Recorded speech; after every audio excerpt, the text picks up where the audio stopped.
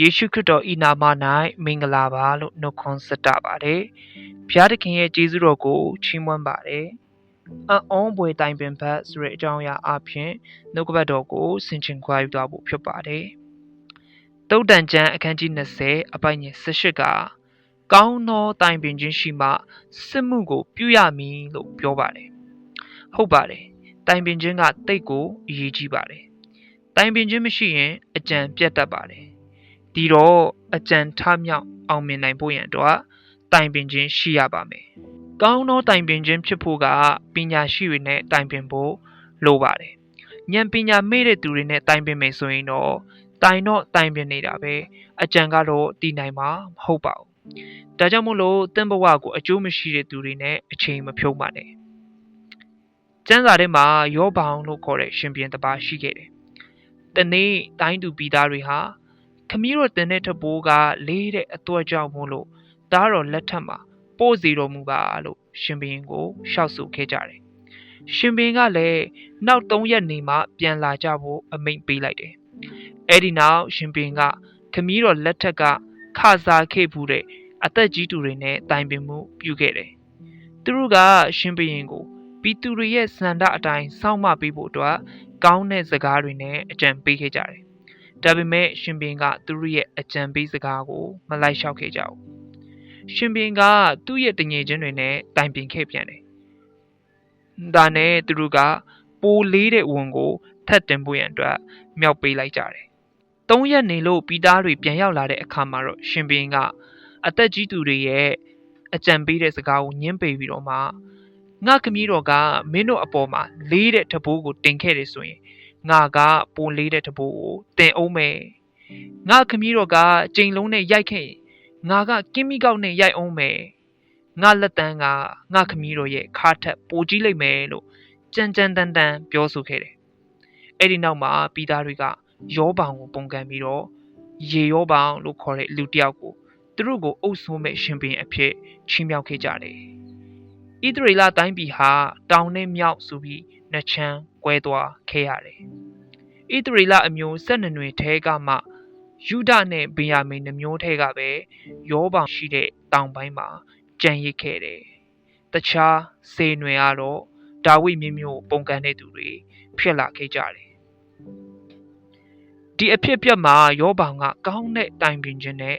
မာယွန်းနဲ့တိုင်ပင်ခြင်းဆိုပြီးတော့တိုင်ပင်မှုနှစ်ခုလုံးကိုပြုခဲ့တယ်ဆိုတာမြင်တွေ့ရတယ်။ဒါပေမဲ့စိုးတဲ့အကြံပြုချက်ကိုပဲလိုက်လျှောက်ခဲ့တဲ့အတွက်ကြောင့်မို့လို့တိုင်းပြည်မှာမဖြစ်တဲ့ပဏိပခါတွေဟာဖြစ်လာခဲ့ရတာဖြစ်ပါတယ်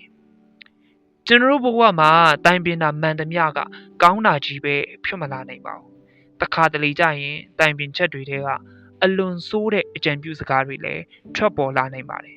။ကျွန်တော်တို့ဘေးအရာကိုလက်တွေ့လှုပ်ဆောင်မလဲဆိုတာရွေးချယ်တတ်ဖို့လိုတယ်။ဘုရားသခင်ကကျွန်တော်တို့ကိုဉာဏ်ပညာပေးထားတာက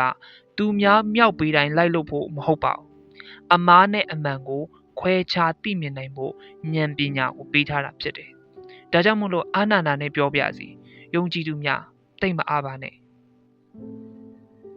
ယောဘောင်ကတိုင်ပင်မားပြီးတဲ့နောက်မှာဘယ်တော့မှကောင်းတဲ့ဘုရင်ဖြစ်မလာတော့ဘူး။မတရားမှုဒုစရိုက်တွေကိုပဲပြုပြီးတော့မှတေးဆုံးသွားခဲ့ရတယ်။တိုင်ပင်မားတဲ့အခါမှာနောက်ဆက်တွဲရလဒ်ကလည်းမကောင်းလာနိုင်ဘူးဖြစ်တယ်။ဒါကြောင့်မို့လို့ကျွန်တော်တို့ဘဝမှာကောင်းတဲ့အရာတွေဖြစ်လာဖို့ဆိုရင်တိုင်ပင်ပေါ်ကောင်းရှိဖို့လိုပါတယ်။ဆိုပါစို့လူတစ်ယောက်ရှိမယ်။သူကတင့်အနားမှာအမြင်ရှိနေမယ်။တင်လိုအပ်တဲ့အချိန်တိုင်းလဲ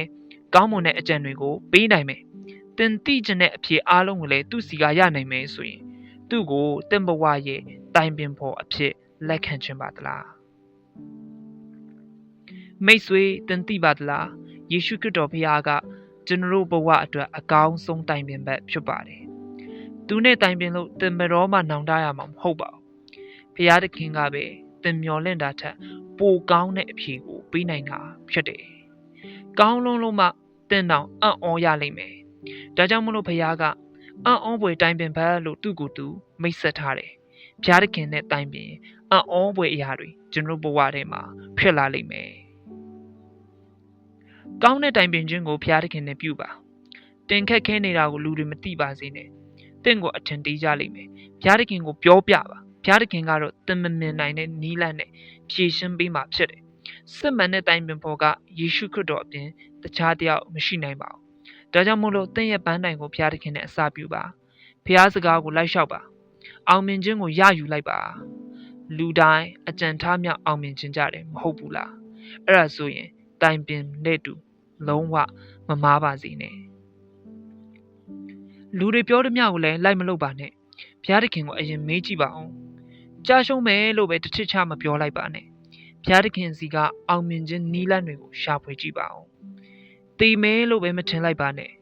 ဘုရားသခင်စီကကျမ်းမာခြင်းရဲ့အရင်းမြစ်ကိုတူးဆွကြည့်ပါဦးအံ့ဩဖွယ်တိုင်ပင်ဘက်ကကျွန်တော်တို့ဘက်မှာရှိနေတာပဲဘာကြောင့်မို့လို့စိတ်ပြတ်အားညင်နေရမလဲမဟုတ်ဘူးလားအံ့ဩဖွယ်အရာတွေအတွက်ဘုရားသခင်ကိုအရင်ဦးဆုံးတိုင်ပင်လိုက်ပါအကြံပေးနိုင်တဲ့ဘုရားသခင်ကကျွန်တော်တို့ဘက်မှာရှိနေရင်ဘေးကိုလည်းလွတ်နိုင်တယ်လို့အကြံရှိသမျှလည်းထားမြောက်အောင်မြင်နိုင်မှာဖြစ်ပါတယ်အရောက်စီတိုင်းပေါ်မှာဖျားရှင်အထူးကောင်းချီးပေးပါစေအော်ဘွေတိုင်